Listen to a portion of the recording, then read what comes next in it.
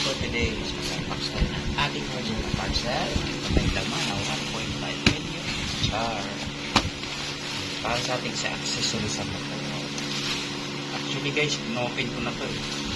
Buti nang alaala ko video para mag-upload tayo sa video.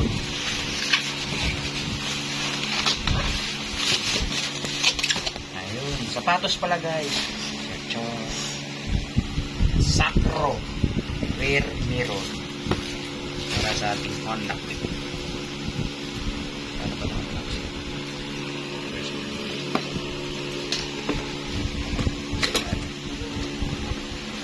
Guys, pakita ko sa inyo kung ano yung laman. Ayan. Ito siya. Hindi kompleto yan. Kasama na rin yung silikang tools saka yung bolt para sa gagamitin natin dito pagkabit ng ating meron. And guys, mamaya update ko kayo kung paano ko kakabit ko sa ating Honda Click 125. Ito lang muna guys, update ko na lang kayo ulit lang. Bye-bye.